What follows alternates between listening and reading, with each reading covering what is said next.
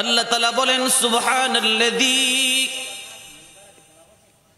অতীব পবিত্র সেই সত্তা, সেই মালিক, আল্লাযী আসরা বিআবদিহি লাইলাম মিনাল মসজিদিল হারামি ইলাল মসজিদিল আকসা, যিনি রাতের আধারে তার বান্দা মুহাম্মাদুর রাসূলুল্লাহ সাল্লাল্লাহু আলাইহি ওয়াসাল্লামকে মক্কা শরীফ থেকে সিরিয়ার মসজিদে আকসা পর্যন্ত গভীর রজনীতে ভ্রমণ করালেন। আল্লাযী বারাকনা হাওলাহু, যেই সিরিয়ার এরিয়ার ভিতরে মসজিদে আকসার চতুর্পার্শ্বে আল্লাহ তাআলা পর্যাপ্ত পরিমাণ বরকত দিয়েছেন। আল্লাহ বলেন বারাকনা হাওলাহু, যে মসজিদের আশপাশে আমি আল্লাহ পর্যাপ্ত পরিমাণ বরকত দান করেছি। লিনুরিয়াহু মিন আয়াতিনা, আমি আমার বন্ধু মুহাম্মদুর রাসূলুল্লাহকে মক্কা নগরী থেকে মসজিদে আকসা পর্যন্ত কেন ভ্রমণ করাইলাম? আল্লাহ তাআলা বলেন আমি আমার বরকতপূর্ণ জায়গাগুলো দেখানোর জন্য, আশ্চর্য আশ্চর্য ঠিকানাগুলো, স্থানগুলো দেখানোর জন্য আমি আল্লাহ আমার বন্ধু মুহাম্মদুর রাসূলুল্লাহকে রাতের বেলা মক্কা থেকে মসজিদে আকসা পর্যন্ত ভ্রমণ করাইলাম। জোরে বলেন সুবহানাল্লাহ। মেরাজের প্রেক্ষাপট কেন আল্লাহ তাআলা তার হাবিব মুহাম্মদুর রাসূলুল্লাহকে মেরাজ করালেন? এর কারণ হলো কিতাবের মধ্যে লেখে, যেই বছর আল্লাহ তাআলা বিশ্বনবীকে মেরাজ করালেন, আল্লাহ তাআলা ডেকে নিলেন তার দরবারে মেহমানদারি করার জন্যে। কিতাবে লেখে 11 হিজরিতে এই মেরাজের ঘটনা ঘটে। ওই সনটাকে আরবির পরিভাষায় আমুল হুজন বলা হয়, বেদনার বছর। ছোট্ট একটা এক্সাম্পল বা দৃষ্টান্ত দিলে আপনারা বুঝবেন। মনে করেন আপনার 6 মাস আগে স্ত্রী মারা গেল, আরো কিছুদিন পরে আপনার বাবা মারা গেল। একই বছরে যদি একাধিক মৃত্যুর ঘটনা ঘটে আপনার পরিবারে, বলেন তো দেখি এই বছরটা আপনার সুখের বছর হবে, বেদনার বছর হবে? কথা বলেন ঠিক কিনা, ঠিক কিনা? আল্লাহর নবী, বিশ্ব নবী, রহমতের নবী, হিজরতের একাধিক 11 বছরে আল্লাহর নবী, বিশ্ব নবীর আপন চাচা আবু তালিবের ইন্তেকাল ঘটে। কিতাবের মধ্যে লেখে, কাফের বেঈমানেরা যখন আমার রাসূলকে আক্রমণ করার জন্য সামনে থেকে আসতো, ঘরের বাহিরে যখন কাফেররা আক্রমণ করতো রাসূলের গায়ে, আল্লাহর নবী, বিশ্ব নবী, রহমতের নবী, দয়ার নবী, মায়ার নবী, কাফের বেঈমানদের সামনে যখন কোরআনের দাওয়াত নিয়ে যেতেন, তো কাফেররা কেউ ডান থেকে, কেউ বাম থেকে, কেউ সামনে থেকে আক্রমণ করত। সামনে থেকে, পিছন থেকে, ঘরের বাহিরে কাফেররা যখন রাসূলকে আক্রমণ করত, একমাত্র যিনি রাসূলের ডাল হিসাবে রাসূলকে আশ্রয় দিয়েছেন, সেই লোকটা ছিলেন হযরতে খাজা আবু তালেব। যারা বলেন সুবহানাল্লাহ। যদিও তিনি কালিমা পড়ে মুসলমান হয় নাই, আল্লাহ তাআলা কালিমার দৌলত তাকে দেয় নাই, কালিমা পড়তে পারে নাই, মুসলমান হতে পারে নাই। এ খাজা আবু তালেব ইসলামের প্রারম্ভিক যুগে, শুরু যুগে রাসূলকে যতটা হেল্প করেছেন, এই পৃথিবীর জমিনে অন্য কেউ এতটা হেল্প করে নাই। জোরে বলেন সুবহানাল্লাহ। সামনে থেকে কোনো কাফের যদি আমার নবীর গায়ে আঘাত দিতে আসতো, আমার নবী বলতে, আমার নবীর চাচা আবু তালেব ডেকে বলতেন, রে মক্কার বন্ধুরা, আমার ভাতিজাকে তোরা আক্রমণ করিস না, এটা আমার ভাতিজা, এর মা নাই বাবা নাই, এতিম, তার গায়ে তোরা আঘাত করিস না, এটা আমার ভাতিজা। নিজের পরিচয়কে পেশ করে রাসূলকে কাফিরদের নির্যাতন থেকে বাঁচাতেন। জোরে বলেন সুবহানাল্লাহ। এইভাবে বিভিন্ন প্রকারের সহযোগিতা করেছেন আবু তালেব। আবু তালেবের ইন্তেকালের পরে ওই বছরে বিশ্বনবীর ঘরে যিনি সান্ত্বনা দিতেন, কাফেরদের নির্যাতনের শিকার হয়ে ঘরে গেলে নবী যখন ব্যথায় কাতর থাকতেন, খাদিজাতুল কুবরা নিজের সহধর্মিণী স্ত্রী খাদিজাতুল কুবরা রাদিয়াল্লাহু আনহা বিশ্বনবীকে সান্ত্বনা দিতেন এবং বলতেন, ইয়া রাসূলুল্লাহ, ইয়া হাবিবাল্লাহ, ধন দৌলত যত প্রয়োজন আমি খাদিজার, লক্ষ লক্ষ টাকা আল্লাহ তাআলা আমাকে দিয়েছেন, আমি কোটিপতি, যত টাকা লাগবে আমি খাদিজা আপনার দ্বীনের কাজের জন্য ওয়াকফ করে দিব। জোরে বলেন সুবহানাল্লাহ। টাকা পয়সার দিকে হেল্প করতেন খাদিজা। ঘরের বাহিরে কাফেরদের আক্রমণের সামনে ডাল হিসাবে দাঁড়ায়া যেতেন আবু তালেব। এই দুইজন মানুষ ওই বছর ইন্তেকাল করে। পৃথিবীর জমিনে আমার নবীর বাবা নাই, মা নাই, চাচা আবু তালেব নাই, ঘরের সহধর্মিণী খাদিজাতুল কুবরা নাই। রাসূল বড় নিরুপায়।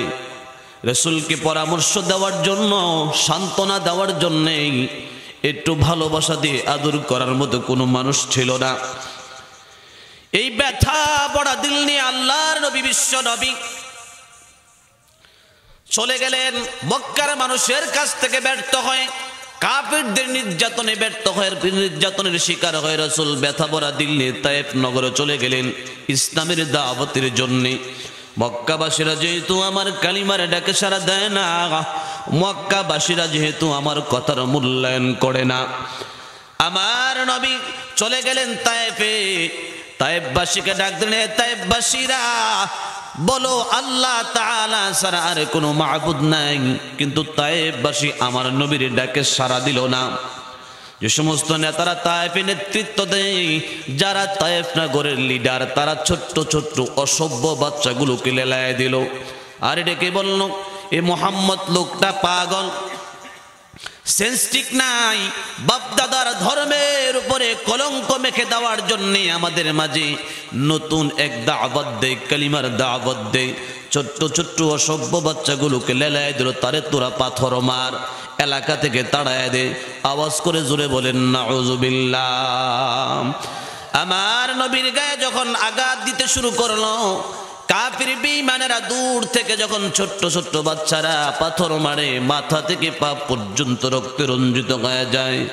একটা পাথরের আঘাত যখন গায়ে লাগে, ফিটকারির মতো রক্ত বের হতে লাগলো। ও মুসলমান ইমানদার, মাথা থেকে পা পর্যন্ত সমস্ত শরীরে পাথর মারতে মারতে ক্ষত বিক্ষত করে দেওয়া হলো। আমার নবী রক্তাক্ত শরীর নিয়ে তায়েফের ময়দানে লুটে পড়লো। এমনি সময় আল্লাহ তাআলা জিবরিলকে ডাকে দেয়, রে জিবরাইল, যা রে আমার রাসূলকে গিয়ে বল, এই মুহূর্তে আমার রাসূল যদি অনুমোদন দেয়, আমি আল্লাহ তায়েফ নগরকে ধ্বংস করে দিব। আল্লাহর নবী, বিশ্ব নবী, রহমতের নবী জমিনে পড়ে গেল। জিবরাইল বিশ্ব নবীর দরবারে হাজির হয়ে ডাকে, ইয়া রাসূলুল্লাহ, ইয়া হাবিবাল্লাহ, আপনি যদি পারমিশন দেন এই মুহূর্তে তায়েফ নগরকে আমি ধ্বংস করে দিব। আমার নবী বলেন, জিবরাইল রে, আমার আল্লাহ আমাকে ধ্বংস করার জন্য পাঠায় নাই, আল্লাহ রাব্বুল আলামিন আমাকে পৃথিবীর জমিনে রহমতের নবী বানায়া পাঠাইলেন। জোরে কোন সুবহানাল্লাহ, আর জোরে কোন সুবহানাল্লাহ। কোরআনুল কারীমে স্পষ্ট আয়াত আছে, আমার নবী রহমতের নবী। এক আয়াত আল্লাহ বলেন, ওয়ামা আরসালনাকা ইল্লা রাহমাতাল লিল আলামিন।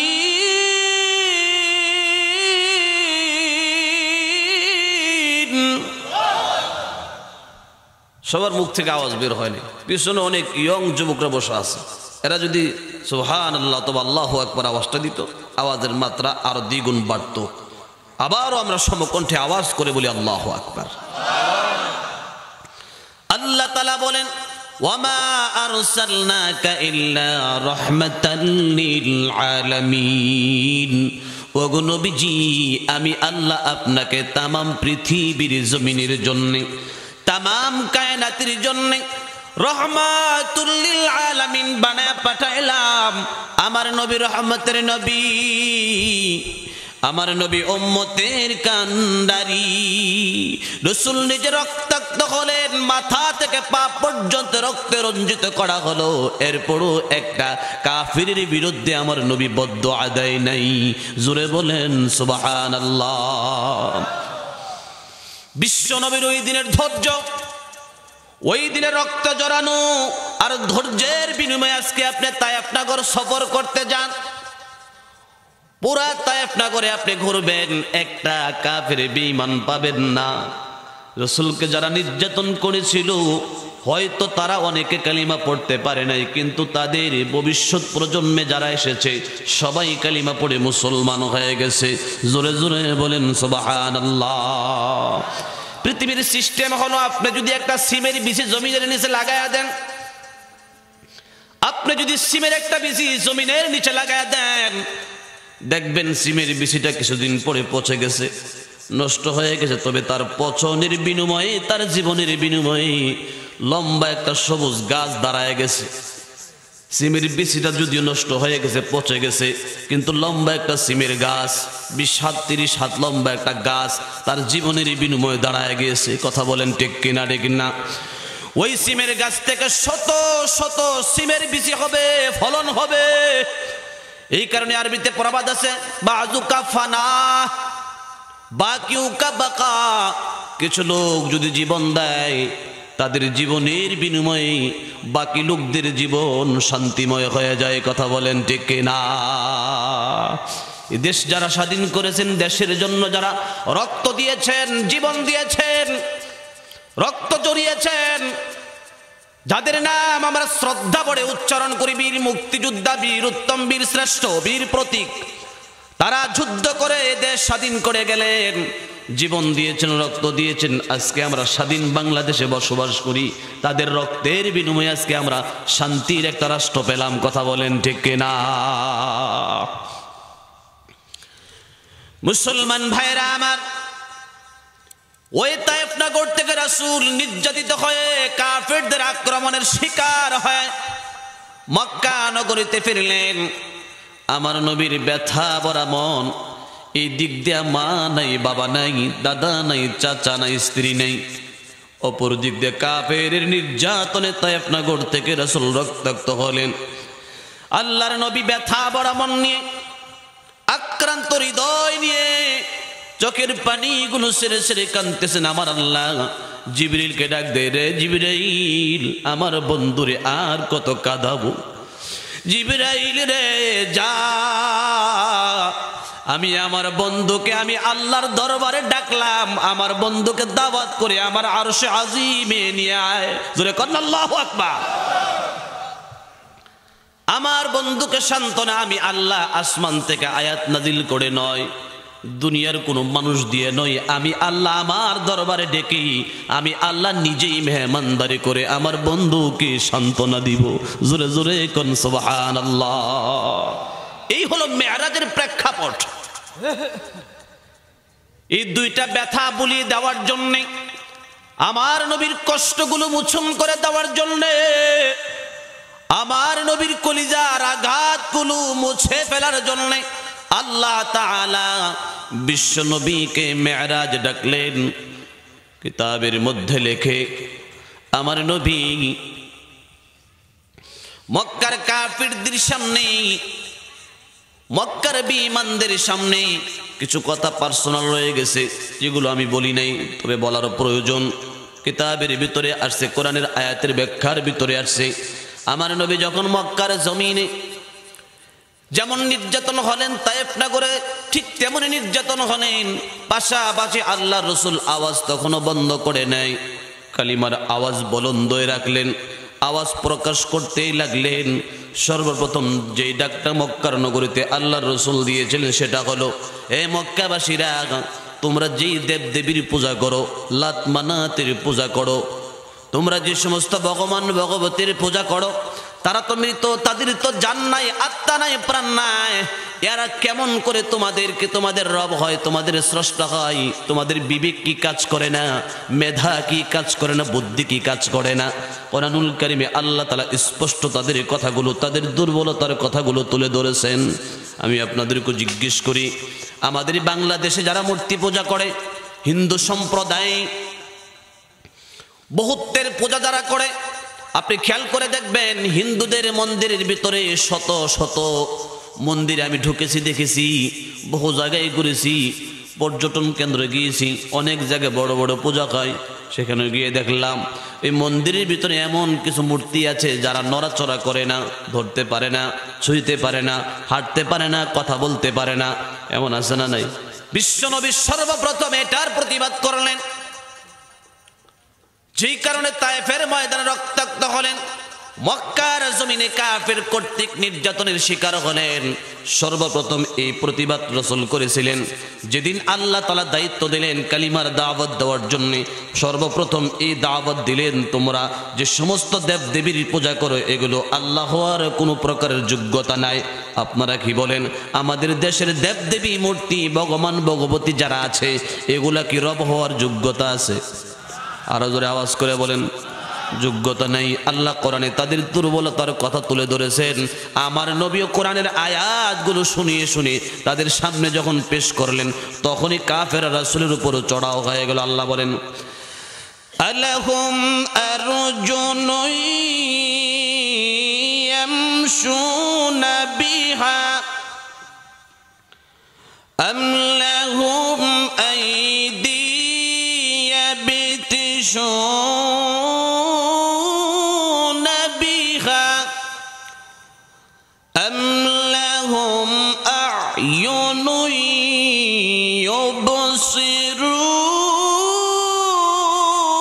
يبصرون بها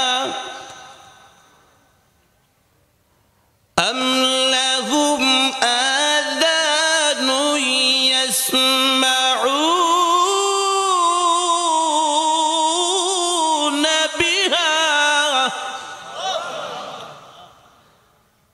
قل ادعوا شركاءكم ثم كيدون فلا تنظرون।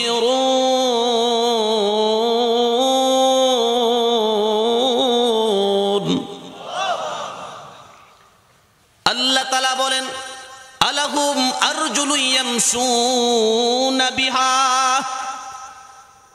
তোমরা যে দেবদেবীর পূজা করো তাদের কি এমন সক্রিয় চলার মতো সচল পা আছে যে পা দিয়ে তারা হেঁটে হেঁটে তোমাদের বিপদে এগিয়ে আসবে? তোমরা যখন বিপদগ্রস্ত হবে, মুসিবতে পড়ে যাবে, তোমাদের বাংলাদেশের যতগুলো মন্দির আছে হিন্দু সম্প্রদায়ের, তাদের মন্দিরে যে দেবদেবীগুলো আছে, ভগবান ভগবতী আছে, তারা যতই প্রার্থনা করে কাঁদে আর আর্তনাদ করতে থাকে, তাদের বিপদে মন্দির থেকে বের হয়ে সান্ত্বনা দেওয়ার মতো ক্ষমতা তাদের আছে? আরো জোরে বলেন, নাই। অচল মাইনুদ্দিন চিশতি রহমাতুল্লাহি আলাইহির ঘটনা কিতাবে আসছে। খাজা মুঈনুদ্দিন চিশতি রহমাতুল্লাহি আলাইহির একটা উপনাম মহিউস সুন্নাহ। এই পৃথিবীতে তিনি সুন্নতের জিন্দা করেছিলেন। যখন সুন্নত বান্দা থেকে, ইনসান থেকে, মানুষ থেকে বিলুপ্ত হয়ে যায়, তখন খাজা মুঈনুদ্দিন চিশতি রহমাতুল্লাহি আলাইহি এশিয়া মহাদেশে সুন্নতকে জিন্দা করেছিলেন। তার নাম হলো মহিউস সুন্নাহ। তিনি একদা এক হিন্দু ব্যক্তিকে, যে লোকটা প্রায় 100 বছর যাবত আগুনের পূজা করে, আগুনের সামনে পূজা করতেছে, আগুন পূজা। আমাদের দেশে আগুন পূজা আছে না নাই? আছে না? আপনারা বুঝেন না? ওই দেন না, আগুন জ্বালা উলু উলু উলু করে, কিলে করে, অগ্নি পূজা আছে। অগ্নি পূজার রসুম আর রেওয়াজ প্রথা নতুন নয়। বিশ্বনবীর আগমনের আগ থেকে অগ্নি পূজা ছিল। এর আগুনকে অনেক বড় কিছু মনে করতো, কারণ আগুনের একটা শক্তি আছে, সে জ্বালায় দেয়, পোড়ায় দেয়। আগুন ছোট্ট, এত ছোট যে আপনি বিড়ি দিয়ে টান্না মুখের কাছে রাখতেছেন। এই আগুন ইচ্ছা করলে একটা গ্রাম ছাই করে দিতে পারে। কথা কোন ঠিক কিনা? কথা কোন পারে না? বিশাল ক্ষমতা আছে। এই কারণে তারা বড় কিছু পেলেই সেটাকে ভগবান মনে করে, যেটা মহাশক্তিধর একটা বস্তু, এটা আমাকে উপকৃত করতে পারে, আমাকে বিপদ থেকে উদ্ধার করতে পারে। আওয়াজ করে বলেন নাউযুবিল্লাহ। আগুন কিছুই করে না তার হুকুম ছাড়া, আল্লাহর হুকুম ছাড়া। কথা বলেন ঠিক কিনা? আগুন পূজারী আগুনের সামনে 100 বছর যাবত আগুন পূজা করে। মুঈনুদ্দিন চিশতি বলে, তুমি আগুনের পূজা করো? হ্যাঁ। কত বছর? 100 বছর যাবত এই আগুনের পূজা করি। তা হাত ঢুকাও। যে আগুনকে তুমি 100 বছর যাবত ডাকতেছ, যার নামের জিকির করো, যার নামের গান গাও, যার নামের তারানা গাও, এই আগুনে তুমি একবার হাত দিয়া দেখো, আগুন তোমার খাতির করেনি? এত ডাকা ডাকো আগুন রে, আল্লাহকে ডাকো না, আগুনকে ডাকো। আগুনের ভিতরে একবার হাত দিয়ে ঢুকায় দেখো, একটু খাতির করে নি দেখি, না আগুন তো পোড়ায় দিবে, আগুন তো আমার আঙ্গুল জ্বালায় দিবে, হাত জ্বালায় দিবে। তাহলে আমি মুঈনুদ্দিন চিশতি আমার জন্মের পর থেকে আজ পর্যন্ত কোনো দিন আগুনের পূজা করি নাই। এই আগুনের মালিক যে আল্লাহ, আমি সেই মালিকের পূজা করি। আমি আগুনের ভিতরে নেমে গেলাম, ঢুকে গেলাম, দেখো আগুন নিয়ে আমারে পোড়াইতে পারে। এই কথাটা বলি তিনি আগুনের ভিতরে ঢুকে গেলেন, তার পশম পর্যন্ত জ্বালাইতে পারে না। জোরে কোন আল্লাহু আকবার। মুসলমান ভাইরা আমার, এই পৃথিবীতে যত বস্তু আমরা দেখি, যাদেরকে আমরা বড় মনে করি, শক্তিধর মনে করি, ক্ষমতাশীল মনে করি, একটা বস্তু, একটা প্রাণীও আমাদেরকে উপকার করতে পারে না আল্লাহর হুকুম ছাড়া। কথা বলেন ঠিক কিনা? ঠিক না? এই কারণে ইয়াকিন আর বিশ্বাস রাখতে হবে আল্লাহর প্রতি। বলতেছিলাম আল্লাহ তাআলা কোরআনে বলেছেন, বিশ্ব নবীকে জানায় দিন, নবী আপনি এই দুর্বলতাগুলো তুলে ধরেন, তাদেরকে আমি আল্লাহর দিকে ডাকেন, বলে দেন তোমরা যেই দেবদেবীর পূজা করো তাদেরকে এমন সক্রিয় সচল পা আছে, যে পা দিয়া তোমাদেরকে তারা হেঁটে এসে হেল্প করবে, সহযোগিতা করবে। তারা মাথা নিচু করে ফেললো। আমলাহুম আইদি ইয়াবতিশুনা বিহা, তোমরা যেই দেবদেবী ভগবান ভগবতীর পূজা করো, তাদের সামনে লাড়ু দিয়ে রাখো, কমলা দিয়ে রাখো, আপেল দিয়ে রাখো, মজার মজার খাবার তাদের সামনে দিয়ে রাখো, ডিসপ্লে করে রাখো খাওয়ার জন্য। আদৌ কি তারা খায়? কি আপনারা ঘুমাই গেছেন? কখনো কি খায়?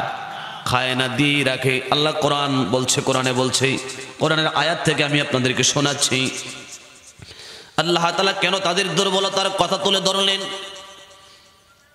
মেরাজের আলোচনার সঙ্গে পুরোপুরি হুবহু মিল আছে। এ মুসলমান ইমানদার, মেরাজের আলোচনার ভিতরে আলোচনা ঢোকানো, তাই আপনাদেরকে শোনাচ্ছি। আল্লাহ তাআলা তার রাসূলকে বললেন, আরো শোনায় দেন তাদেরকে এমন চোখ আছে যে চোখ দিয়ে তারা তোমাদের কথা অথবা তোমাদের ভাবভঙ্গি, তোমাদের চলাফেরা দেখবে, দেখার মতো চোখ তো তাদের নাই। তাদের কি এমন কান আছে যে কান দিয়ে তোমাদের ডাক বা আহ্বান তারা শুনবে। 4টা দুর্বলতার কথা তুলে ধরলেন। আমাদের দেশের মন্দিরগুলোতে দেখবেন যে সমস্ত ভগবান ভগবতীগুলো আছে, এগুলার হাত কিন্তু তুলনামূলক আমাদের মতো 2টা না, আরো বেশি। কথা কোন ঠিক কিনা? ঠিক কিনা? এমন হাত যদি হাজার হাজার হাত হয়, যে হাত দিয়া ধরতে পারে না, ছুঁইতে পারে না, টাচ করতে পারে না, যে হাত কাজে আসে না, এমন হাতের তো কোনো দরকারই নেই। কথা বলেন ঠিক কিনা? ঠিক না? যে হাত এটা খালি ঝুলে এইভাবে, বিপদ আর এটারে প্যাকেটে রাখতে বা আলগায় রাখতে, এটা তো রাখারই দরকার না, পারলে কাটতে ফেলাও। এটা ঝামেলা করে। অসল হাত, এই হাত, কান, পা, অঙ্গ প্রত্যঙ্গ আল্লাহ রব্বুল আলামিন আমাদেরকে দিয়েছেন, ইনসানকে দান করেছেন। তারা কত নির্বোধ, তাদের দুর্বলতার কথা আল্লাহ তুলে ধরলেন। তোমরা তোমাদের কিছুক্ষণ আগে ভগবান ভগবতী নিজ হাতে সিমেন্ট দিয়া, মাটি দিয়া বানায়া মন্দিরের ভিতরে ঢুকায়া, তুমি কি একবার চিন্তা করো না কাকি তুমি রব ডাকছো? তুমি না তারে বানাইলা, তুমি না তারে মাটি দিয়া বানাইয়া ভিতরে খেরো ঢুকাই দিছো। তুমি যারে বানাইছো সেটা কেমন করে তোমার রব হয়?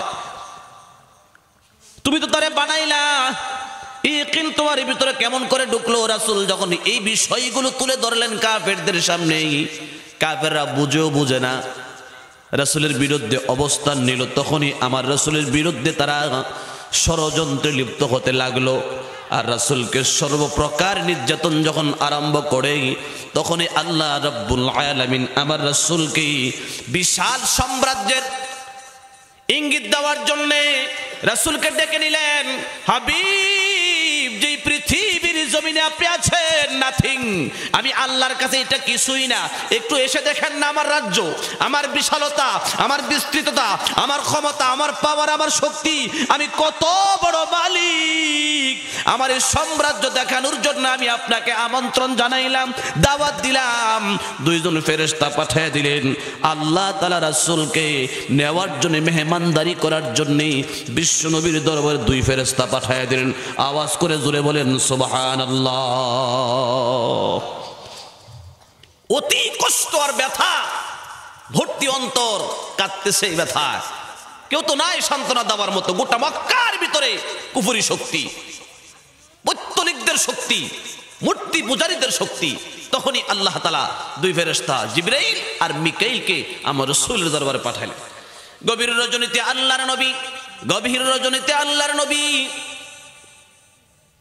চাচাতো বোন উম্মে হানির গড়ে, ফুফাতো বোন উম্মে হানির গড়ে যখন বিশ্ব নবী শুয়েছিলেন, এমতো অবস্থায় দুইজন ফেরেশতা হযরত জিবরাইল, হযরত মিকাইল আলাইহিস সালাম বিশ্ব নবীকে ঘুম থেকে জাগালেন।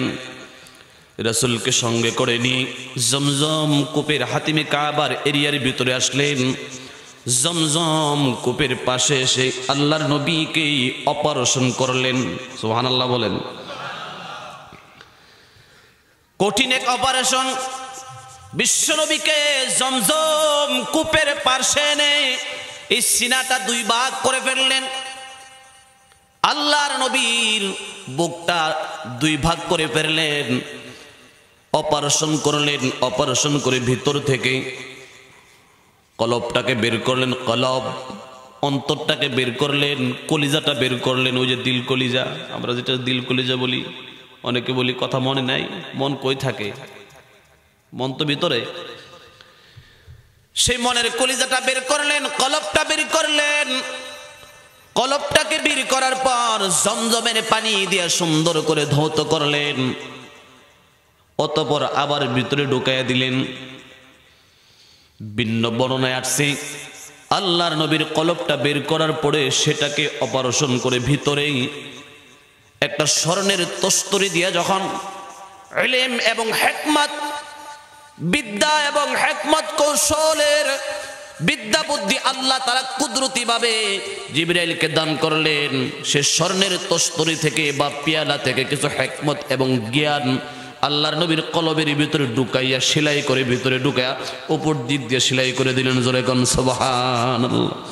বিভিন্ন বর্ণনায় বিভিন্ন ভাবে আসছে আল্লাহর নবীকে তার লাইফে 3 বার অপারেশন করা হয়েছে।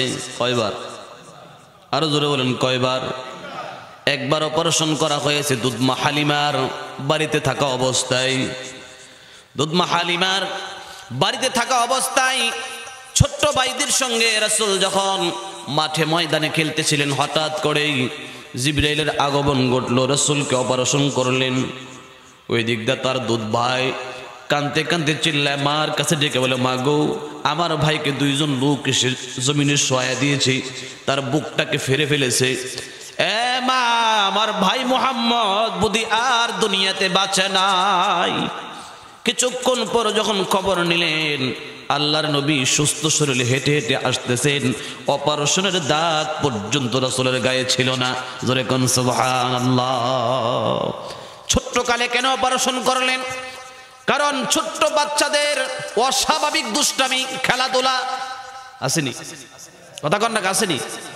এমন কিছু দুষ্টামি করে যে দুষ্টামির কারণে বাড়িতে বিচার আসে। অবশ, কিন্তু দুষ্টামি যা করছে খুব খারাপ করছে। মানুষের ক্ষতি হয়ে যায় তার দুষ্টামির কারণে। মানুষকে গালি দেয়, ঝগড়া করে, ফাসাদ করে।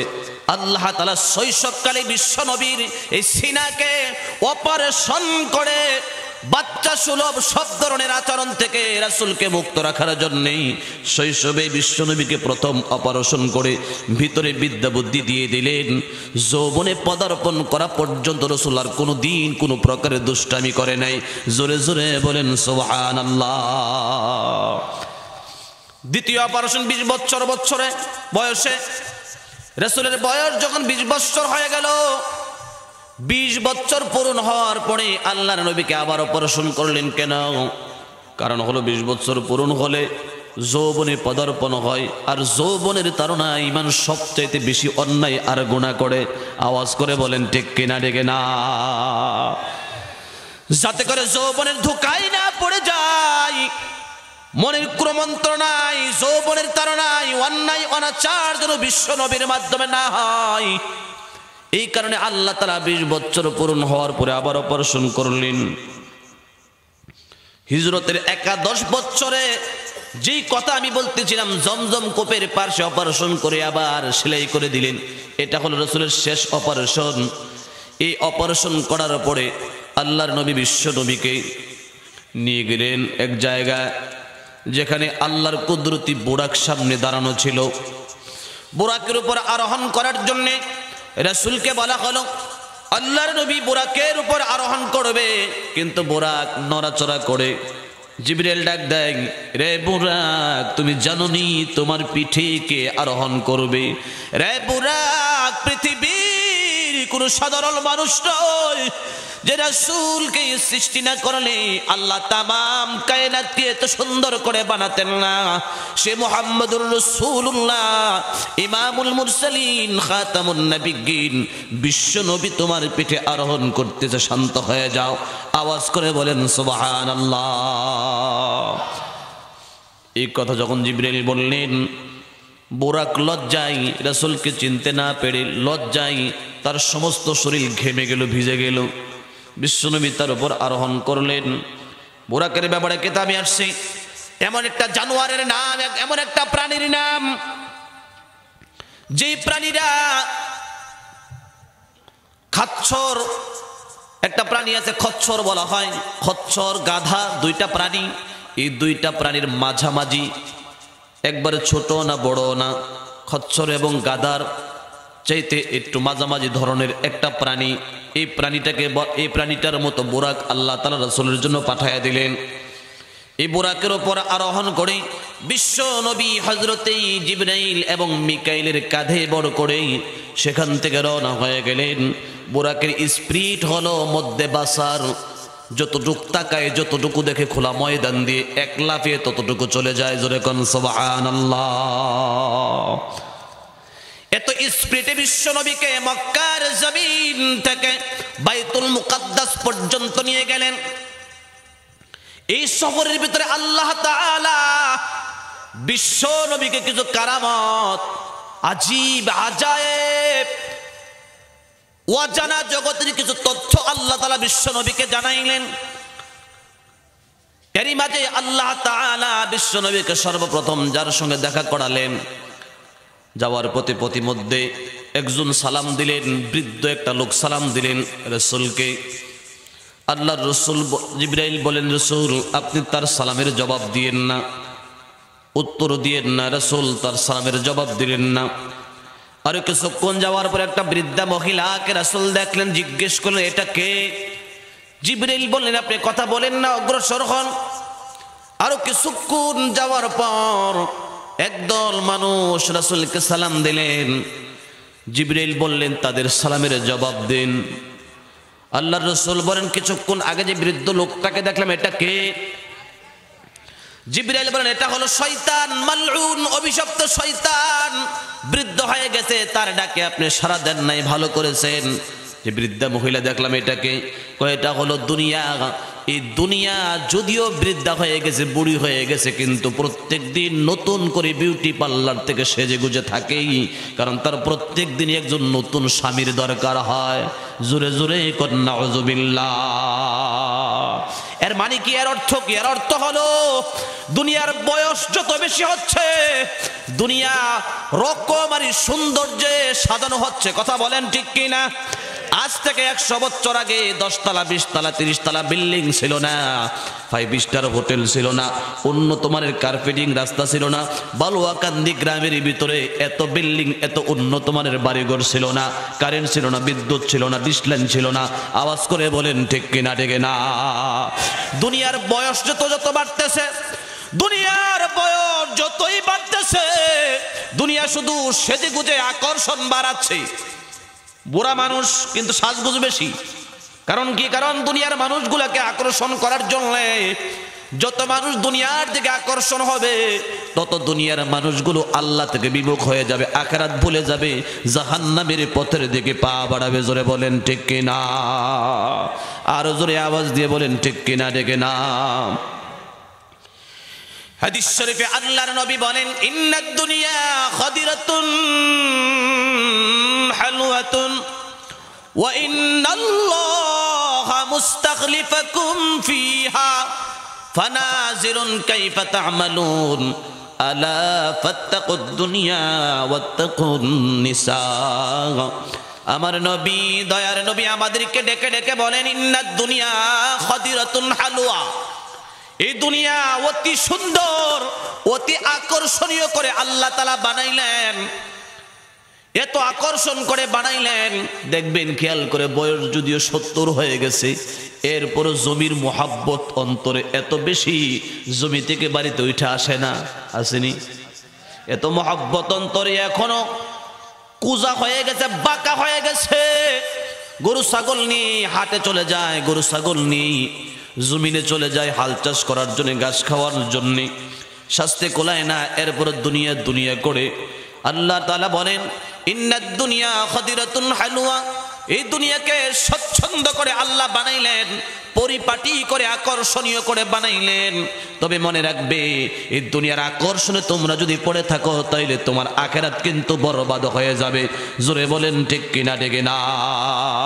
এই দুনিয়ার সবচাইতে দুইটা জিনিস বেশি আকর্ষণ করেছে আমাদেরকে। কয় জিনিস? সকলে আওয়াজ দিয়ে বলেন, কয় জিনিস? দুনিয়ার জমিনে সবচেয়ে আকর্ষণীয় মজার লোভের বস্তু হলো দুইটা। এক নাম্বার হলো আল্লাহর রাসূল বলেন, দুনিয়ার ধন দৌলত আর খাওয়া দাওয়া। এই কারণে তাফসীর কিতাবের ভিতরে লেখে, কদ উলিয়ান নাস ফিদ দুনিয়া বিআরবাতিন আকলিন শুরবিন ওয়া মালবুসিন ওয়া মানকু। এক নাম্বার দুনিয়ার খাবার, খাবারের জন্য তামাম দুনিয়ার মানুষগুলো এত পাগল, ভালো খাওয়ার জন্য, ভালো খাইতে চায়, ভালো পড়তে চায়, ভালোভাবে থাকতে চায়। এই কারণে মানুষ কত কষ্ট করে, কেউ চুরি করে, বাটপারি করে, সিটারি করে, টাকা আমার দরকার, টাকার পিছনে দৌড়ায়। আওয়াজ করে বলেন ঠিক কিনা ঠিক না? দ্বিতীয় নাম্বার হলো, আরে টাকার জন্য তো মানুষ খুনও করে। 2 লাখ টাকা দিয়ে একটা ভালো মানুষ খুন করে ফেলে। কি আকর্ষণ! টাকা কি হবে তোর টাকা দিয়া? এই টাকা তো রেখে চলে যাবি, টাকা তো নিয়ে যেতে পারবি না। দ্বিতীয় নাম্বার রাসূল বলেন, দ্বিতীয় নাম্বার ওয়ান নিসা, নারীর লোভ, নারীর আকর্ষণ। নারীর লোভ না এমন কেউ নাই, নারীর আকর্ষণ, নারীর লোভে আমরা পাগল পাড়া। বিশ্বনবী বলেন, এই দুইটা আকর্ষণ থেকে যদি তুমি দুনিয়ার জমিনে নিজেকে কন্ট্রোল করতে পারো, তাইলেই তুমি হবে সাকসেসফুল, আখিরাতের ব্যবসায় সফল। মরণ হতে দেরি হবে, জান্নাতে যাইতে তোমার দেরি হবে না। জোরে কোন সুবহানাল্লাহ। কয়টা জিনিস? আওয়াজ করে বলেন যুবক ভাইরা, কয় জিনিস? 2 জিনিস। এক নাম্বার দুনিয়ার খাবার দাবার, ভোগ বিলাস। 2 নাম্বার নারী। এই 2 লোভে পড়া যাবে না। এই 2 লোভ থেকে নিজেকে কন্ট্রোল করতে হবে। আমার বন্ধুরা, দুনিয়ার কথা থেকে এদিকে প্রাসঙ্গিক কথায় চলে গেলাম, মূল কথায় চলে আসুন। আল্লাহর নবী আরেকটু সামনে অগ্রসর হলেন, এমনি টাইমে দেখলেন আল্লাহ তাকে জাহান্নামের কিছু দৃশ্য দেখালেন। বিশ্ব নবীকে জাহান্নামের কিছু দৃশ্য আল্লাহ তাআলা দেখাইলেন। দয়ার নবী, মায়ার নবী তাকে দেখে একদল মানুষ, তাদের হাতের মধ্যে তামার বড় বড় নখ। তামা চিনেন? তামার অন্য কোনো ভাষা আছে? পিতল কইনি, তামা তো তামাই নাকি? আচ্ছা, এই বড় বড় তামার নখ, বড় বড় তামার নখ, 5 আঙ্গুলে বড় বড় তামার নখ। এই তামার নখ দিয়ে তার নিজের চেহারা থেকে নিজের গোশতগুলো ছিঁড়ে ছিঁড়ে এইভাবে খাচ্ছে। নাউজুবিল্লাহ। নিজের চেহারা থেকে নিজের হাতের তামার নখ দিয়ে টেনে টেনে গোশত ছিঁড়তেছে, আর চেহারার বিভিন্ন জায়গা থেকে রক্তগুলো প্রবাহিত হয়ে জমিনে পড়তেছে, বুক ভাসতেছে। জিবরাইল জিজ্ঞেস করলেন, আল্লাহর নবী জিবরাইলকে জিজ্ঞেস করলেন, ইয়া রাসূলুল্লাহ, ইয়া হাবিবাল্লাহ, ওগো নবী আপনি কি জানেন এই লোকগুলো কারা? রাসূল বলেন, জিবরাইল আমি তো জানি না, তুমি আমারে জানাও। জিবরাইল বলেন, তারা ওই সমস্ত মানুষ যারা দুনিয়ার জমিনে মানুষকে কষ্ট দিত, মানুষকে আঘাত দিত, মানুষের কলিজার ভিতরে অন্তরে ব্যথা দিত, গীবত করত, সমালোচনা করত। এই লোকগুলো মানুষকে কষ্ট দিয়ে, আঘাত দিয়ে তাদের চামড়ায় কষ্ট দিত। ব্যথা দেওয়ার কারণে, কলিজায় আঘাত দেওয়ার কারণে আল্লাহ তাআলা তাদের হাতে আজকে বড় বড় নখ গজায় দিলেন। এই নখ দিয়ে নিজের গোশতকে নিজেই ছিঁড়তেছে। জোরে কন নাউজুবিল্লাহ। গীবত করা একটা ইম্পর্টেন্ট কথা আমি আপনাদেরকে শোনাচ্ছি। এটা একবারে এমন ভাইরাল আমাদের দেশে, এটা আমরা গুনাহ মনে করি না। কথা বলেন ঠিক কিনা? আওয়াজ করে কর না, ঠিক নি কথা? গীবত করা, আর গীবত করার জন্য লেখাপড়া করার জন্য যেমন সকালবেলা মক্তব আছে, দুপুরবেলা স্কুল আছে, যেখানে গেলে বিদ্যালয়ে বসার চেয়ার আছে, আড্ডা করার সুযোগ আছে, পড়াশোনা করার সুযোগ আছে, প্রাইভেটে গেলে কোচিং করার সুযোগ আছে। আর গীবত করার সুযোগ হলো আমাদের দেশের চাস্টলগুলা। জোরে কোন ঠিক কিনা? সামনে চা দেওয়া হয়েছে, আবার বিস্কুটও আছে, সামনে আবার টিভিও আছে, খাইবেন আর শুরু করবেন। আল্লাহর রাসূল বলেন, জিবরাইল এত কষ্ট কেন তাদের? হযরত জিবরাইল ডাক দিয়ে বলেন, ইয়া রাসূলুল্লাহ, ইয়া হাবিবাল্লাহ, কোরআনুল কারীমে তাদেরকে দুনিয়াতে গীবত করা থেকে নিষেধ করা হয়েছিল। এই গীবত করা মহা অন্যায়। একজন মুসলমানের গীবত যদি আপনি পেছনে করেন, এই লোকটা সামাজিকভাবে হেয় প্রতিপন্ন হতে হয়, বেইজ্জতি হতে হয়, লাঞ্ছিত হতে হয়। কথা বলেন ঠিক কিনা? ঠিক না? আপনি জিজ্ঞাসা করতে পারলেন না, ঠিক আছে, আপনার পিছনে এমন কিছু বদনাম বলছে যে আপনারা জানেন না। ওই তো ডাকা ছিল আমার সাথে 2 বছর, ওর যে চরিত্র, ওই যে কত জঘন্য, ওই যে কত খারাপ, মানে অনেক বদনাম আপনার বলে দিল কিছু লোকের সামনে। এই লোকগুলা তখন থেকে আপনার খারাপ মনে করে, কথা কয় না, দেখলেই আর নজরে তাকায়, অন্যদিকে চলে যায়, আপনার খারাপ ভাবতে শুরু করলো। সমাজের ভিতরে আপনার নামে একটা এমন বদনাম উঠাই দিল যে বদনাম আপনি করেন নাই, যে পাপ আপনি করেন নাই। এতে করে আপনি সামাজিকভাবে মানুষের কাছে লজ্জিত, হ্যাঁ প্রতিপন্ন হতে লাগলেন, মানুষের চোখে আপনাকে খারাপ ভাবতে লাগলো। জোরে কোন নাউজুবিল্লাহ। কোরআনুল কারীমে আল্লাহ তাআলা নিষেধ করলেন। এক আয়াতে আল্লাহ বলেন, ইয়া আইয়ুহাল্লাযীনা আমানু জতানিবু কাসীরাম মিনাদ-দন ইন্না বা'দাদ-দন্নি ইসমু ওয়া লা তাজাসসু ওয়া লা ইয়াগতাব বা'দুকুম বা'দা আইয়ুহিব্বু আহাদুকুম আন ইয়াকুলা লাহমা আখিহি মাইতান ফাকারিহতুমুহু। আল্লাহু আকবার বলেন। আল্লাহ তাআলা বলেন, ইয়া আইয়ুহাল্লাযীনা আমানু জতানিবু কাসীরাম মিনাদ-দন। ইমানদার যারা, মুমিন যারা, তাদেরকে আল্লাহ বললেন এই বিপদে গজব থেকে নিজেকে রক্ষা করার জন্য, হে পৃথিবীর ইমানদার, ইজতানিবু কাসীরাম মিনাদ-দন। খারাপ ধারণা মানুষের প্রতি কখনোই করবে না। খালি খারাপ ধারণা করে মানুষের প্রতি। আমি এমনও দেখছি, মসজিদের প্রথম কাতারে বসে, মসজিদে বসে পশ্চিম দিকে ফিরা বসে না, এভাবে আর করে বাঁক হয়ে পিছনের দিকে তাকায় বসে। কে আইলো কে গেল এগুলো গনে। আর মানুষের দিকে তাকায়, মায়ার নজরে তাকায় না, মজার দৃষ্টি দেয় না, চেহারাটাকে শালীন করে তাকায় না, মানুষের দিকে তাকায়, মুখটারে গুমরা বানায়। কথা কোন আসেনি? মুখটারে গুমরা বানায়, পেছার মতো বানায়, মানুষের দিকে তাকায়। কখনো ভালোভাবে মুচকি হাসি দিয়ে আদরের ভাষায় মানুষের সঙ্গে কথা বলে না। এমন কিছু গুমরা মার্কা আমাদের দেশে মানুষ আসেনি। ব্যবহার ভালো না, আচরণ ভালো না, মানুষকে কখনো ভালো ধারণা করে না। মানুষ দেখলে মনে করে হাই নাকি এর মতো খারাপ। আসলে তুমি যা মনে করে এমন না, সবাই কিন্তু খারাপ না। মানুষের প্রতি কখনো খারাপ ধারণা রাখা যাবে না, আল্লাহ কোরআন নিষেধ করেছেন। অনেক খারাপ ধারণা থেকে নিজেকে কন্ট্রোল করো। ওয়ালা তাজাসসু, গীবত করবে না, জাসুসি করবে না। তার বদনাম তার কাছে, তার বদনাম তার কাছে। ওয়ালা ইয়াগতাব বা'দুকুম বা'দা, পরস্পরে একজন অপরজনের গীবত করবে না, সমালোচনা করবে না। আজ হাসাদ আউ ওয়াল তুদিল রা পাকে দাগার, আজ হাসাদ আউ ওয়াল তুদিল রা পাকে দাগার, খেশে তনরা বাদ মুমিন শুমার। পারস্যের কবি, ফার্সি কবি ফরিদউদ্দিন আত্তার রহমাতুল্লাহি আলাইহি বলেন, এ মুমিন, তুমি যদি নিজেকে মুমিন মনে করো, ততক্ষণ পর্যন্ত মুমিনের তালিকায় তোমার নাম যাবে না, যতক্ষণ পর্যন্ত গীবতের রূপ থেকে নিজেকে কন্ট্রোল করতে না পারবে, যতক্ষণ পর্যন্ত গীবত বন্ধ না করতে পারবে, তুমি মুমিন হতে পারবে না, ইমানদার হতে পারবে না। আওয়াজ করে চিল্লায় বলেন ঠিক কিনা? ঠিক না? মানুষের বদনাম করো, গীবত করো, সমালোচনা করো, ভালো মানুষগুলো তোমার বদনামের এই ছুরি থেকে বাঁচতে পারে না। আলেমের বিরুদ্ধে কথা বলে, নামাজীদের বিরুদ্ধে কথা বলে, মসজিদের বিরুদ্ধে বদনাম করে, নিজে এক ওয়াক্ত নামাজ পড়ে না, মা বাবার বাধ্য অবাধ্য, এগুলা যারা করে খেয়াল করে আপনারা দেখবেন, যারাই আলেমদের সমালোচনা করে, মসজিদের মুসল্লিদের বদনাম করে, টোপিওয়ালা দাড়িওয়ালা নামাজীদের বদনাম করে, খবর নিয়ে দেখবেন হ্যাঁ তার মা বাবার অবাধ্য সন্তান। কতক্ষণ টাকা ভালো মানুষ না, মা বাবার অবাধ্য সন্তান, মার বিরোধী সন্তান, বাপ মাও তারে দেখতে পারে না।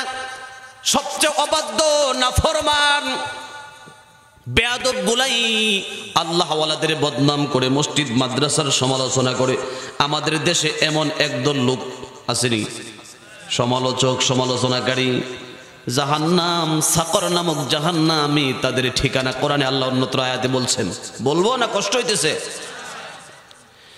মা সালাকাকুম ফি সাকার ক্বালু লাম নাকু মিনাল মুসাল্লিন।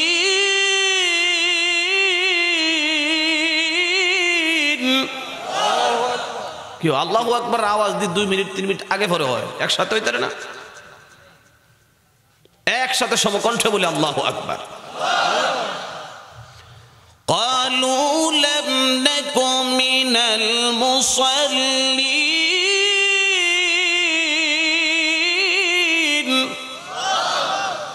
ওয়া লাম নাকু নুত'ইমুল মিসকিন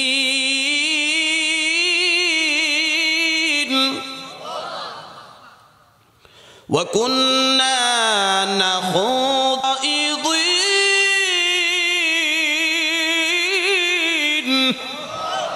আল্লাহ তাআলা বলেন কোরআনুল কারীমে, আল্লাহ তাআলা তামাম পৃথিবীর মানুষকে জানায়া দিলেন, আল্লাহ যখন জান্নাতে জান্নাতীদেরকে দিবে, জান্নাতে যাওয়ার ইচ্ছা আসেনি ভাইরা আমার, বন্ধুরা আমার? জান্নাতীদেরকে যখন জান্নাতে দেওয়া হবে আর জাহান্নামীদেরকে যখন জাহান্নামে দেওয়া হবে, আল্লাহ তাআলা এমন গ্লাস সেটিং করে দিবেন, ফিট করে দিবেন, জান্নাতীরা জাহান্নামীদেরকে গ্লাসের ফাঁকা দিয়ে দেখবে, আয়নার মতো ফ্রেশ গ্লাস। জান্নাতীদেরকে জাহান্নামীরা দেখবে, জাহান্নামীরা জান্নাতীদেরকে দেখবে। সুবহানাল্লাহ বলেন। জান্নাতীরা জাহান্নামীদের দুর্দশা থেকে প্রশ্ন করবে, মা সালাকাকুম ফি সাকার। সাকর একটা জাহান্নামের নাম, এই সাকর নামক জাহান্নামে তোমরা কেন আসলে?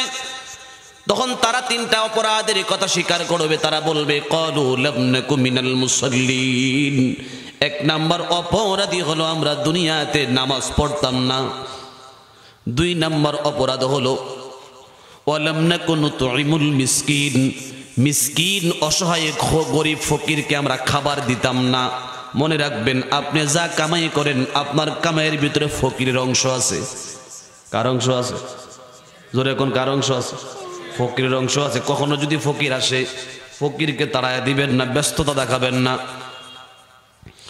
এ মুসলমান ইমানদার, আল্লাহ তারে অন্ধ বানাইলেন, বুবা বানাইলেন, হাত নাই পা নাই খুরা বানায় দিলেন, আর তারা সুন্দর করে গান বানায়। আমরা দুইজন অসল মানুষ, চোখে দেখি না, আমাদেরকে বানাইছে আল্লাহ। খাইবার আপনাদের কামাই এমন একটা সুন্দর ছন্দ করে বানায় বানায় কয়, কথা তো বাস্তব। আমরা অসল, আমরা অসহায়, চোখে দেখি না, অন্ধ। আল্লাহ আমাদেরকে অন্ধ বানাইছেন, আমাদের কামাই রোজগার নাই, আমাদেরকে বানাইছেন খাওয়ার জন্য আপনাদের কামাই। এই বক্তব্য দিয়ে দিয়ে, স্লোগান দিয়ে দিয়ে, গান গিয়ে গিয়ে আমাদের কাছে ভিক্ষা করে।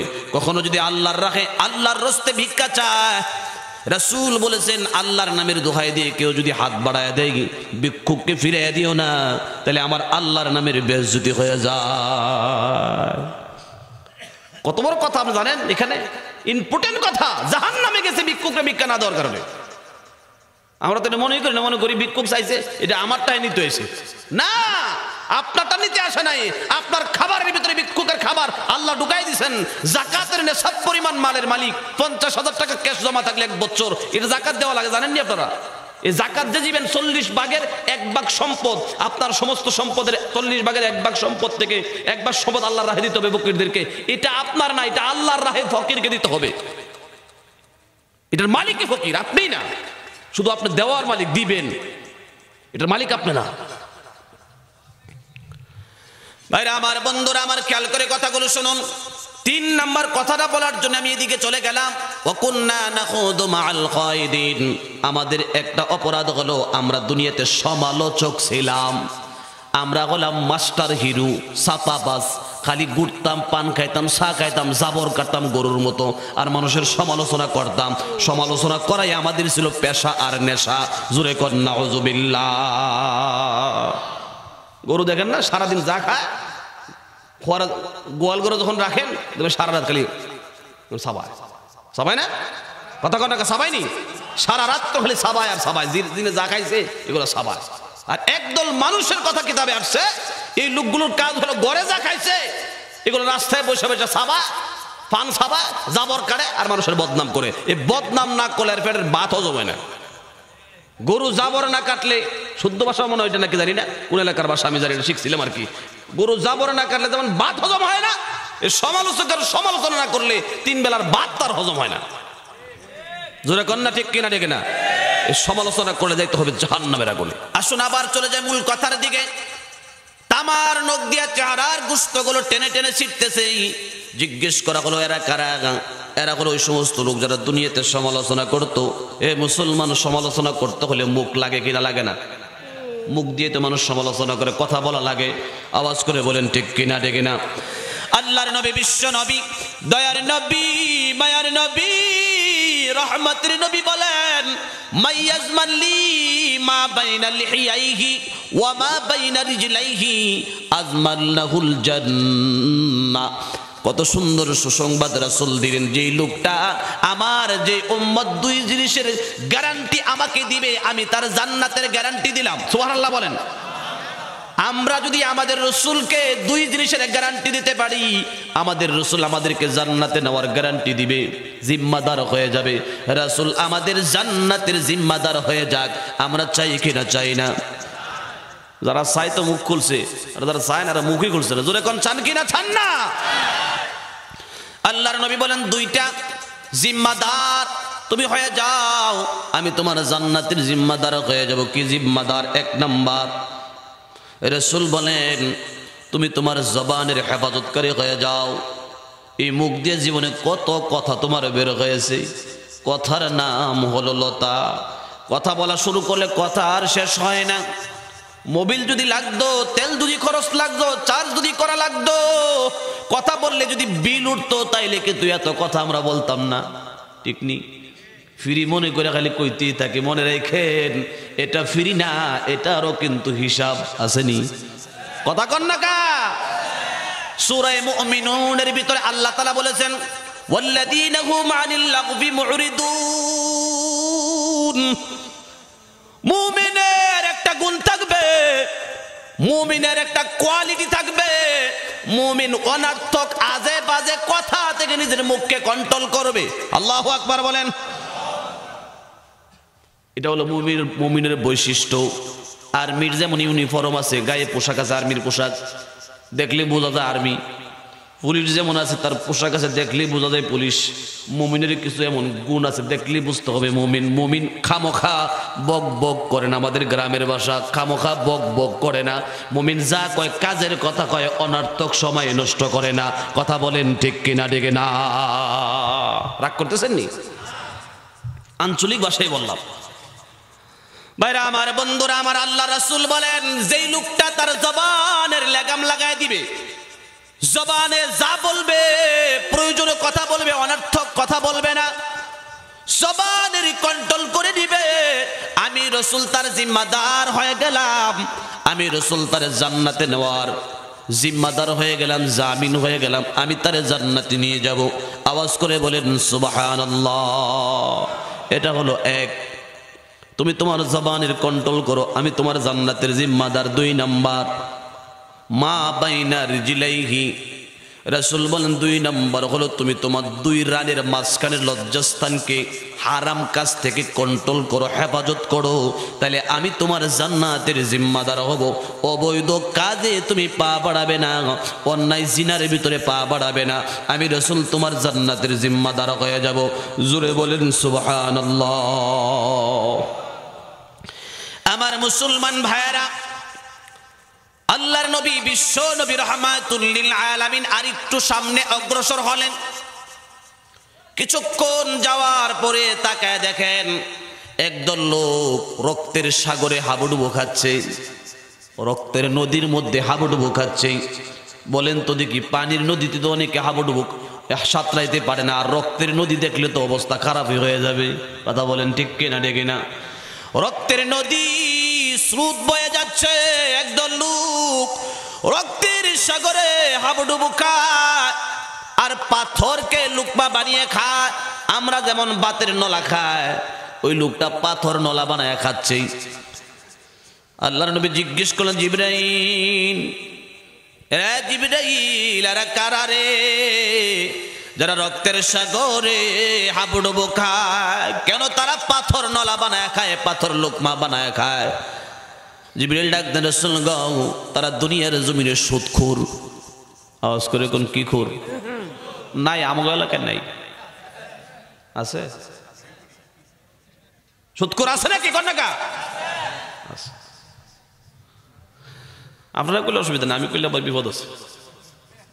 ওয়াজ করছে, তিতা ওয়াজ। ভাইরা আমার, বন্ধুরা আমার, জিবরাইল বললেন তারা দুনিয়ার জমিনে সুদের কারবার করত। মানুষ তার মাথার গাম পায়ে ফেলে রক্ত পানি করে পরিশ্রম করে তারা অর্থ যোগান দেয়, আর তারা সুদের টাকার লোভ দেখায় মানুষকে টাকা দিয়ে, ঋণ দিয়ে তার আসল সুদে আসল সব টাইনা টাইনা নিয়ে মানুষের গাম জড়ানোর টাকাগুলো আত্মসাৎ দুনিয়াতে করত। এই সুদের কারবার করার কারণে আজকে এই জাহান্নামের নিকৃষ্ট আযাব তাদেরকে দেওয়া হচ্ছে। রক্তের সাগরে তাদেরকে হাবুডুবু খাওয়ানো হচ্ছে, পাথর তাদের লোকমা বানিয়ে দেওয়া হয়েছে। জোরে কন্না নাউযুবিল্লাহ। হাদিস শরীফের ভিতরে আছে, লা ইয়াদখুলুল জান্নাহ জাসাদুন গুযিয়া বিল হারাম। লা ইয়াদখুলুল জান্নাহ জাসাদুন গুযিয়া বিল হারাম। ওই দেহটা জান্নাতে যাবে না যে দেহের ভিতরে 1 লুকমা হারাম খাবার ঢুকানো হয়েছে। গাযা এটা আরবি শব্দ, গুযিয়া বিল হারাম, হারাম খাদ্য যে দেহের ভিতরে ঢুকায় দেওয়া হয়েছে, এই দেহটা, এই বডিটা জান্নাতে যেতে পারবে না। আওয়াজ করেছিল এখন নাউযুবিল্লাহ। এটা কিন্তু ইম্পর্টেন্ট একটা কথা। আপনার জিন্দেগির ভিতরে আপনি নামাজ পড়েছেন, হজ করেছেন, যাকাত দিয়েছেন, তাবলীগ করেছেন, ইবাদতের অভাব নাই, কিন্তু আপনি সুদের কারবার ছাড়তে পারেন নাই। সুদ খেয়েছেন, এগ্রিমেন্ট জমি আছে না? এগ্রিমেন্ট হলো কথা কোন? এগ্রিমেন্ট হলো আসেনি? কথা কোন না আসেনি? এগ্রিমেন্ট দে, জব দিবেন কেলার কাছে, তো সুদ হারাম। জমিন এগ্রিমেন্ট দিয়ে খায়, এগ্রিমেন্ট দেওয়ার সিস্টেম আছে, হালাল সিস্টেম।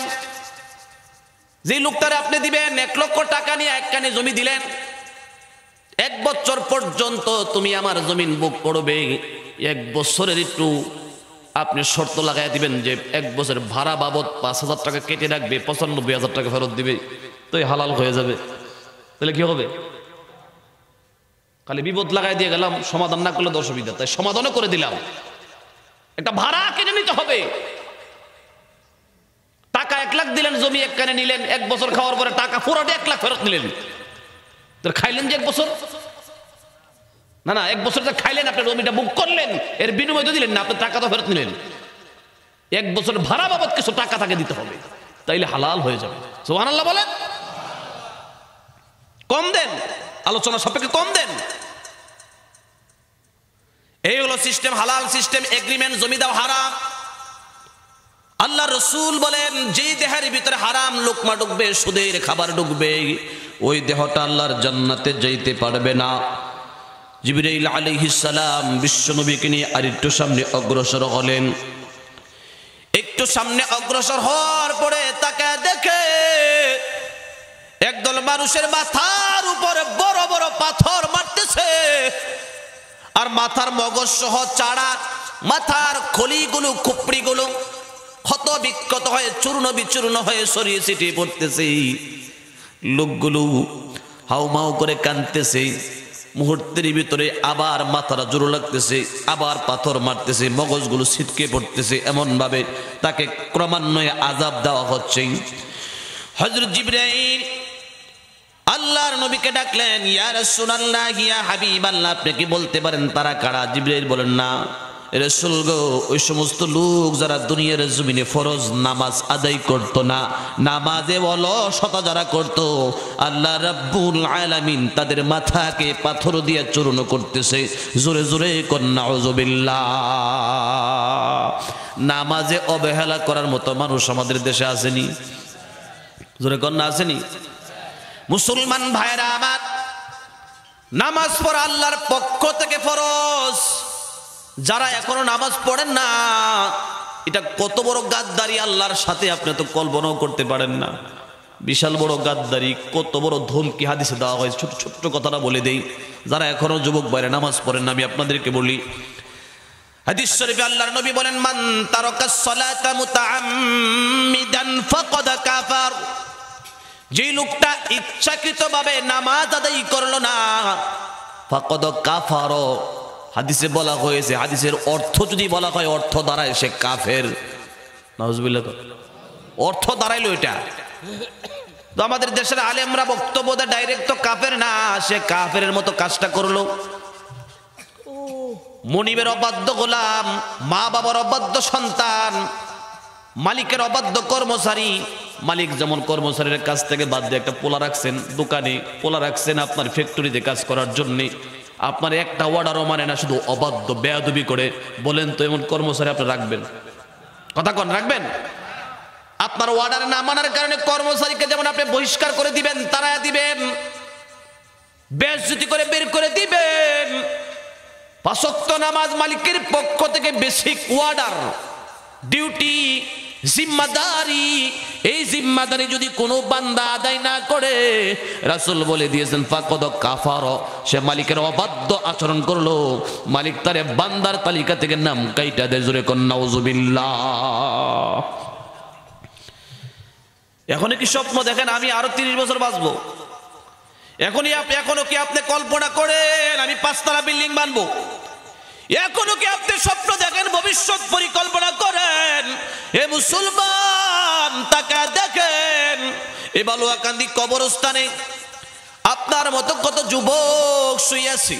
এই যে বাড়ির মিস্টার এবং তার ভাই বুলবুল চির বিদায় নিয়ে কবরে শুয়ে আছে। 2 সন্তানের ব্যথা বলতে না পেরে মাও দুনিয়া থেকে চলে গেছে। কথা কোন ঠিক কিনা? যে উত্তরানির বারিক মিয়া মরহুম, তিনিও চলে গেছেন, আল্লাহ জান্নাত নসিব করুন। তার ছেলে কামাল চলে গেছে, আমার আব্বা যুবক বয়সে চলে গেছে। এমন কত যুবকেরা দুনিয়ার জমিন থেকে বিদায় নিয়ে কবরে শুয়ে আছে। কথা কোন ঠিক কিনা? ঠিক কিনা?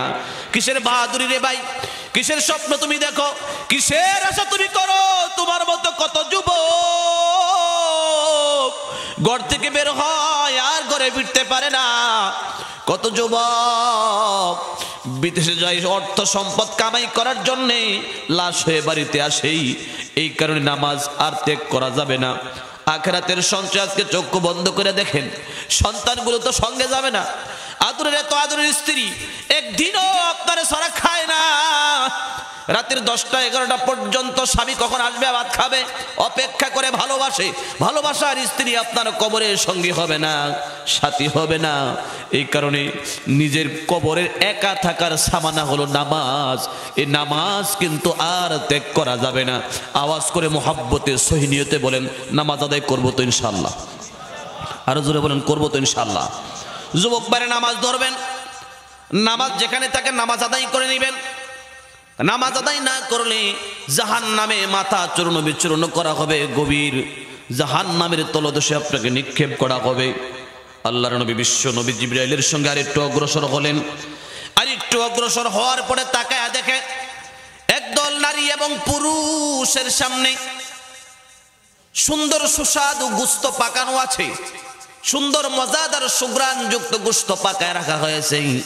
ইচ্ছা করলে তারা সেখান থেকে খেতে পারে, কিন্তু পাকানো গোশত না খেয়ে তাদের পার্শ্বেই বাম পার্শ্বেই দুর্গন্ধ পচা ময়লাযুক্ত গোশত রাখা আছে পাতিলে, সেখান থেকে তারা গোশত খাচ্ছে। আল্লাহর নবী জিবরাইলকে জিজ্ঞেস করলেন, জিবরাইল রে, এত মজাদার সুস্বাদু গোশত তারা না খেয়ে শুধু দুর্গন্ধযুক্ত ময়লা গোশত থেকে কেন খায়? জিবরাইল বললেন, তারা ওই সমস্ত নারী এবং পুরুষ যারা হালাল স্ত্রী থাকার পরও তারা পরকীয়ায় লিপ্ত হতো, অবৈধভাবে নারীদের সঙ্গে খারাপ সম্পর্ক করত। জোরে কর নাউযুবিল্লাহ। এই জামানায় এটা বেশি কেন জানেননি? এই জামানায় হালাল বউ থাকার পরও অবৈধ অন্যায়ের দিকে পা বাড়ায়, কারণ হলো অনেকের স্বামী বিদেশ। মাইন্ড নেবেন না, খারাপ মনে করবেন না। 6 মাস পরে বিদেশ চলে গেছে, বিয়ে করে বিদেশ চলে গেছে। এভেলেবেল দুর্ঘটনা, ওই দিনের একটা ঘটনা। আরে আমার মোবাইলে ইন্টারনেটে ওয়ার্ড ছাড়ার কারণে কত মহিলা যে যন্ত্রণা দেয় শেষ নাই। ভাইরা আমার, বন্ধুরা আমার, বহু রকমের এই গজব দুনিয়াতে চলতেছে। অমুকের বউ তুমুকে নিয়ে যায়, ঘটনা আছে না নাই? কথা কন না, কাছেনি? বিয়ে করে বউ রেখে গেছে, বউ নাই। দেশে আসার পরে বউ নাই, বউ চলে গেছে আরেকজনের সাথে। এত দুর্ঘটনা কেন? আল্লাহর রাসূল বলে দিয়েছেন, হালাল বউর সাথে সময় দিবেন, অবৈধভাবে কোনো নারীর দিকে তাকানো যাবে না, খারাপ লিপসা করা যাবে না। ওয়াল আইনান তাজনিয়ান জিনাহুমা আন-নুজরু। এমন অবৈধ অন্যায় আর অনাচার যখন দুনিয়ার জমিনে আরম্ভ হয়ে যাবে, আল্লাহ রাব্বুল আলামিন আসমান থেকে আসমানি গজব দুনিয়াতে নাজিল করতে শুরু করবে। জোরে কর নাউযুবিল্লাহ। এই কারণে আমাদের চরিত্রকে ঠিক করার জন্যে আল্লাহ রসুল এই যে হাদিসগুলো বলে গেলেন, আমাদের একমাত্র চরিত্র ঠিক রাখার জন্য।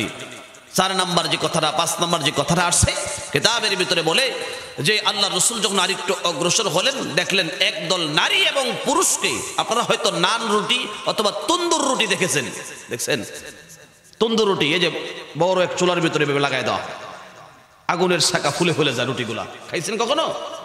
এই তন্দুর রুটি আর নানের রুটি এই চুলার ভিতরে একদল নারী এবং পুরুষকে লাগায় দেওয়া হয়েছে। একদল মহিলাদেরকে তাদের স্তনে বর্ষি লাগাইয়া জাহান্নামের আগুনের উপরে ঝুলায় রাখা হয়েছে। জোরে কর নাউযুবিল্লাহ।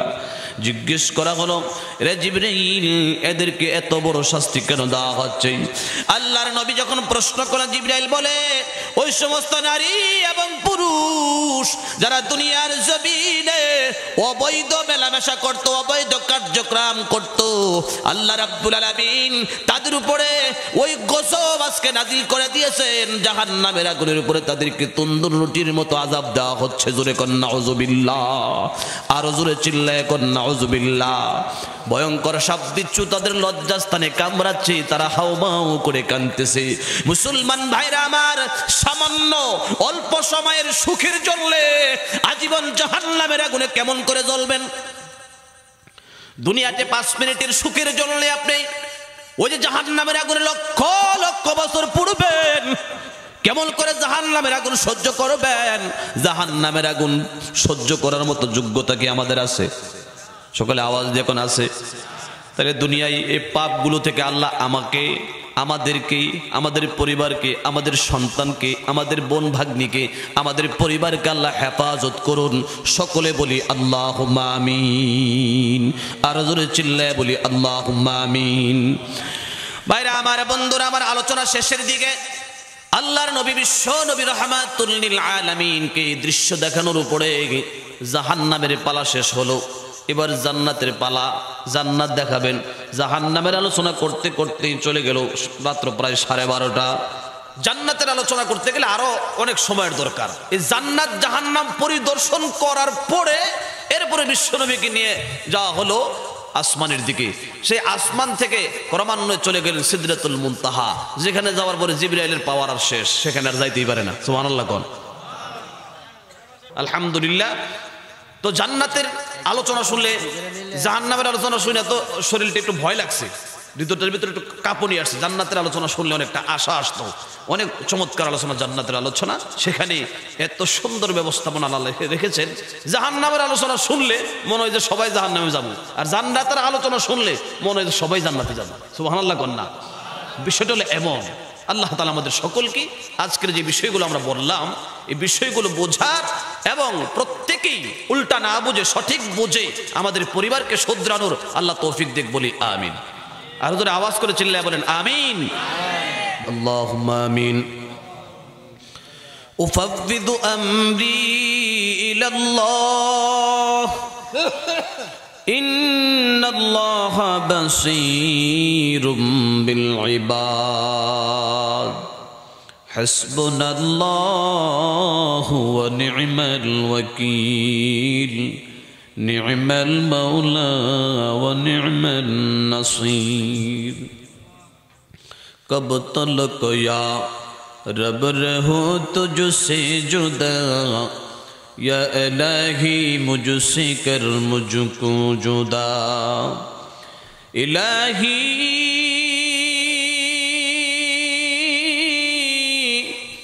मुझसे मुझको दूर कर, ताकि देखो तुझसे मुझको एक नजर। न मैं तन हो न मैं दिल हो न मैं हो, तू ही तो है तू ही तो है तू ही तो। हद से अबतर हो गया है हाल मुझ नाशाद का, कर मेरे इमदाद अल्लाह वक़्त है इमदाद का। जुर्म असिया से हुआ हो हम सजावारे जहीम, कर्म फरमा लुत्फ फरमा या गफूर या रहीम। रब्बुल आलामीन बालुआ कांदी दक्षिण पाड़ा বাইতুল আকসা জামি মসজিদের উদ্যোগে আয়োজিত আজকের ওয়াজ ওয়ার মাহফিলে সমাপনী অধিবেশনে আমি গুনাহগার গোলাম এলাকার মুরব্বী ইজামকে সঙ্গে করে নি, দাদার বয়সের বাবার বয়সের আল্লাহ মুরব্বীদেরকে সঙ্গে করে নি, যুবক বন্ধুদেরকে সাথে করে নি, পর্দার আড়াল থেকে আমার দুঃখিনী মা বোনেরা হাত বাড়াইছেন। মাবুদ, যার হাত কানা পছন্দ হয় তার হাতের উসিলায় আমাদের জিন্দেগির তামাম গুনাহ খাতাগুলো মাফ করে দাও। আদর করিয়া মানুষ আল্লাহ বানাইয়া কেমনে দিহিবা জাহান্নামে ফেলিয়া। তুমি যদি মাফ না করো মাবুদ বান্দারে, বল তোমার বান্দা যাবে কার কাছে। তুমি মাবুদ দয়ার শাহ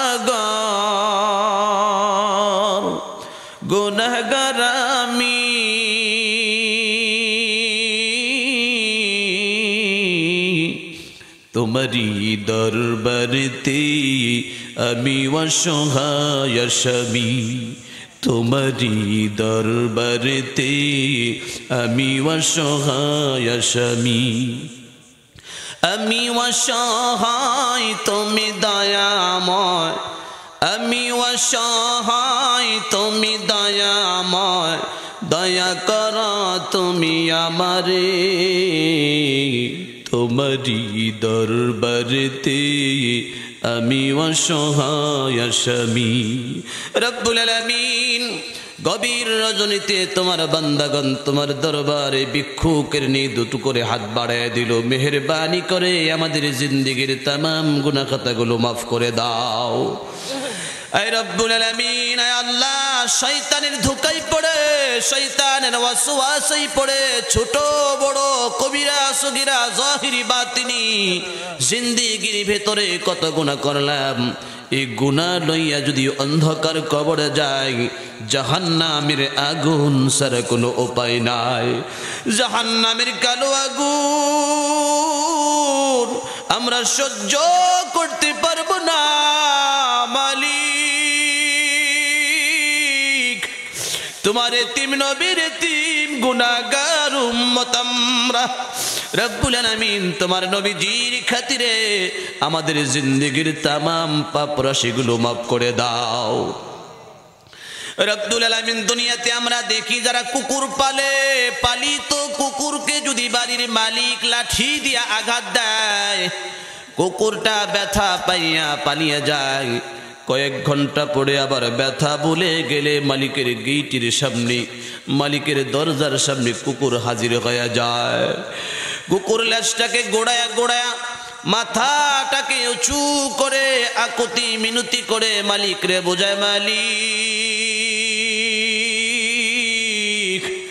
আমারে তাড়ায়া দিলে কোথায় যাব? আমার বাড়ি নাই, ঘর নাই, বিছানা নাই। মালিক রে, আমি তোমার কাছে ভালো খাবার চাই না, ভালো ঠিকানা চাই না, ভালো বিছানা চাই না। ও মালিক, তোমার খাবারের ঝুটাগুলো আমারে খাইতে দিবা, তোমার উঠানে আমারে থাকতে দিবা, সারা রাত্র তোমার বাড়ির পাহারাদারি করব। এরপরও মালিক আমারে তাড়ায়া দিও না। এক বেলার ভাতের মার খেয়ে কুকুর তার মালিকের কত ভক্ত হয়ে গেল।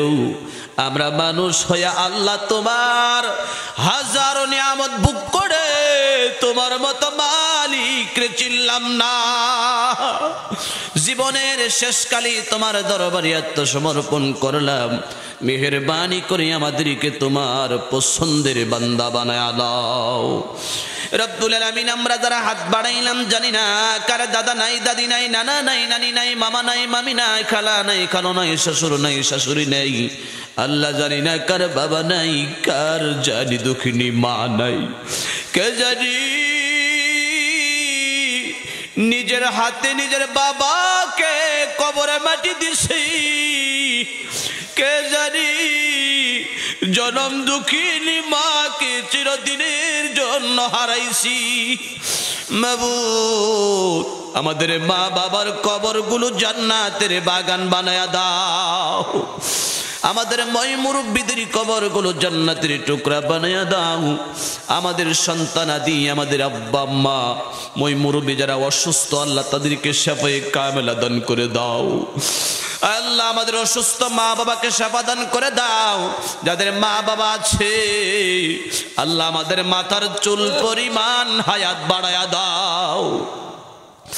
আয় রব্বুল আলামিন, আমার খুব মুহাব্বতের কাছের লোক যারা এত রাত্র পর্যন্ত বসা আছে, আয় আল্লাহ, আল্লাহ তোমার প্রত্যেকটা বান্দাকে দুনিয়া এবং আখিরাতের জাযায়ে খায়ের দান করে দাও। আজকের মাহফিলে মসজিদের কল্যাণে 1 টাকা থেকে নিয়ে 1000 টাকা পর্যন্ত যারা এই দান করেছেন, প্রত্যেকের দানগুলো তুমি কবুল আর মঞ্জুর করে নাও। রব্বুল আলামিন, এই দানের খাতিরে মালিক তাদের কামাই রুজিতে বরকত দান করে দাও। আয় আল্লাহ, আমাদের যুব সমাজকে মাদক থেকে তুমি হেফাজত করে দাও। যুব সমাজকে আল্লাহ তুমি কুদরতি ভাবে সঠিকভাবে জীবন পরিচালনা করার তৌফিক দান করে দাও রব্বুল আলামিন। আল্লাহ জানি না কোন দিন জানি আজরাইল মালাকুল মউতের পরোয়ানা জারি করে দেন, কোন দিন জানি আজরাইল আমাদের সামনে হাজির হয়ে যায়। আল্লাহ আমাদেরকে কামিল মুমিন মুত্তাকি না বানাইয়া আজরাইল আমাদের কাছে পাঠায়ও না। যেদিন আজরাইল পাঠায় দিবেন এই দুনিয়ার জমিন ছেড়ে স্ত্রী সন্তান পাড়া প্রতিবেশী এই বাড়িঘর এই জমিন সব ছেড়ে চিরদিনের জন্য কাফনের কাপড়ে ঢুকে কবরে চিরদিনের জন্য শুইতে হবে, আর ফিরে আসা যাবে না। এই চিঠি যেদিন পাঠিয়ে দিবেন লাইলাতুল কদর, লাইলাতুল বরাত, ঈদের রজনীতে, জুমার রজনীতে, আরাফার রজনীতে, নামাজরত অবস্থায়, জিকিররত অবস্থায়, সিজদারত অবস্থায় আজরাইল পাঠায়েন। ওই বিদায়ের কালে আমাদের সকলের মুখে পড়ায়া দিয়েন লা ইলাহা ইল্লাল্লাহু মুহাম্মাদুর রাসূলুল্লাহ।